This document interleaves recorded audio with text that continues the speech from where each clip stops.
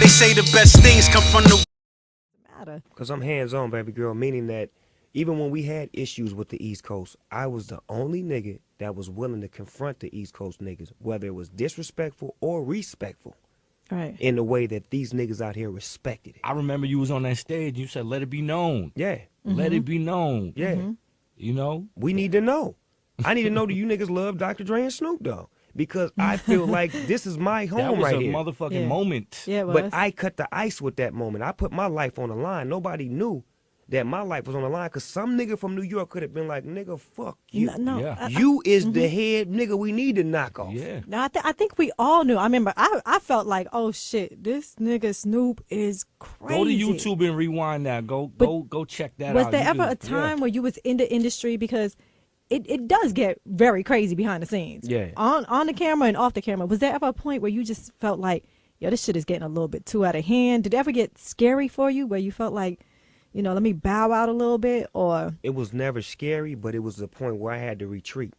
And that was when Biggie Smalls had got killed. That's when I called Minister Farrakhan because I didn't think that was right.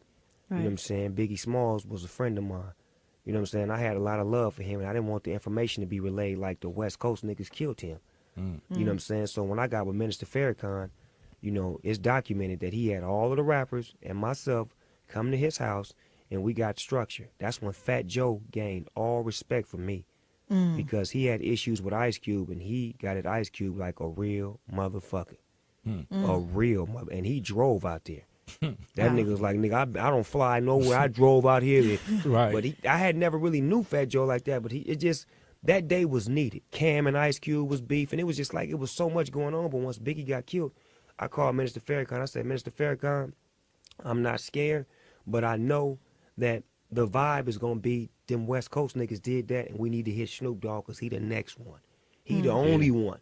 And he was in the middle of that shit. But he wasn't, because it was a time when I went to Angie Martinez's radio show, and she asked me, when Pac was alive, when we was in New York, how do you feel about Biggie and Puffy? And I told her, them is my homies. I got love for them. And did you get any backlash from What? that from the West Coast?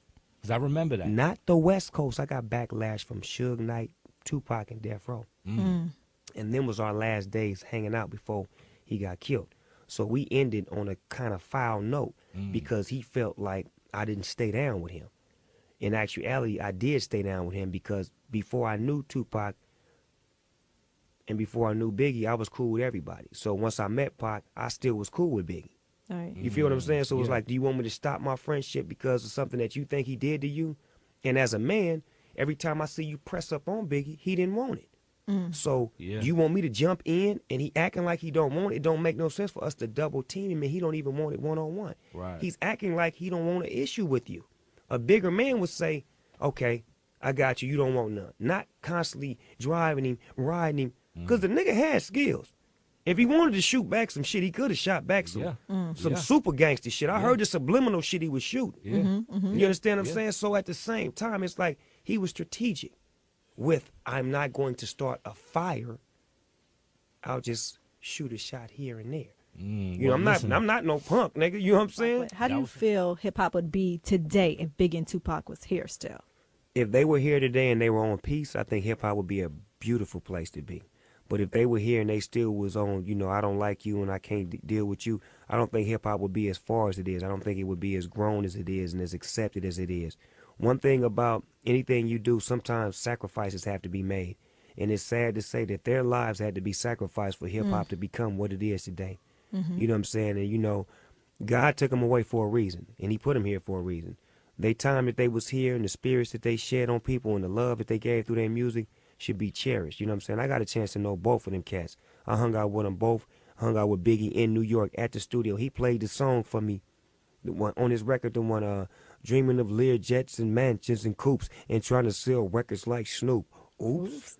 He played that record for me before he passed away in the studio, and then he was in the other studio with Premier working on the 10 Crack Commandments. He had 3 rooms popping at one time. I was in there with her smoking that real. Do you ever sit around and smoke like we sit around and smoke and talk with your homies about what the game would be like if Tupac was still here, or Biggie, or Eazy-E? You know what? I had that discussion 2 or 3 times, and I always come to the conclusion that a lot of artists wouldn't be as big as they are if they were here. And that was with no disrespect. It's just certain lanes opened up for artists when they were gone. When they were here, we can do a bar check. Who was on the bar when they was here? Mm-hmm. I definitely was over the bar. Right. Because when Pac came to Death Row, if you recall, I was the man. I stepped back and allowed him to shine with our team and told Suge bring him to us because he deserves to be with us because he's my homie. Mm-hmm. When Biggie was alive, if you listen to his last record, he said, I'm dreaming of something to Lear Jackson Coops and trying to sell records like Snoop. Like who? He said, like who? Did he say oops? And then he said, oops, because what? Damn, I forgot. We supposed to be beef. I need to keep this in the closet. Yeah.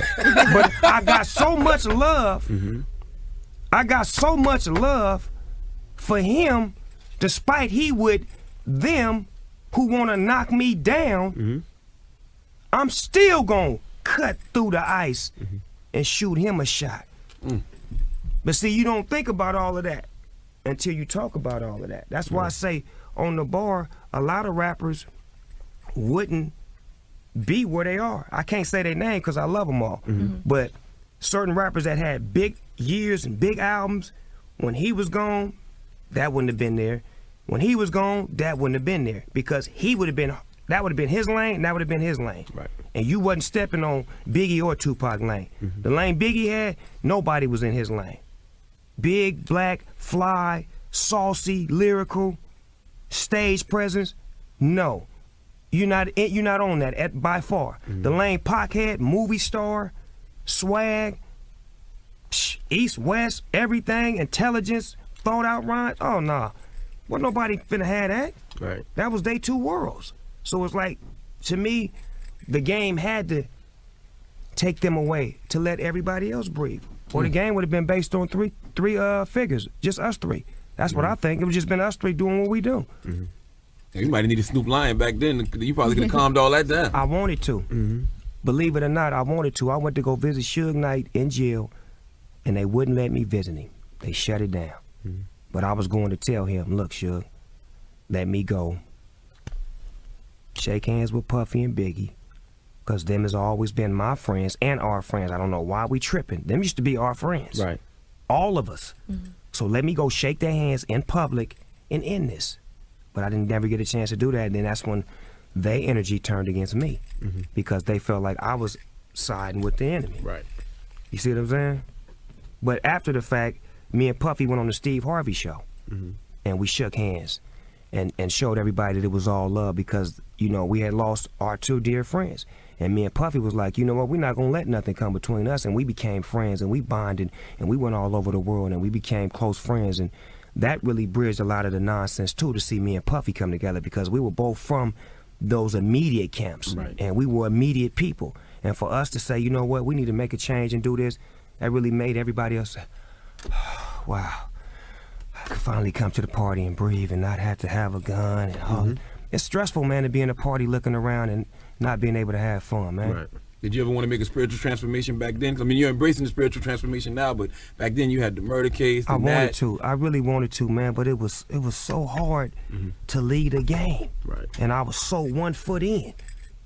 I ain't got no feet in now, so it's easy to break away. I had 1 foot deep in the game because I still had my homies with me. I still was halfway gangbanging. I still was bringing my neighborhood to things, so it's like they get mad, then I get mad, and before you know it, I got a lawsuit. Right.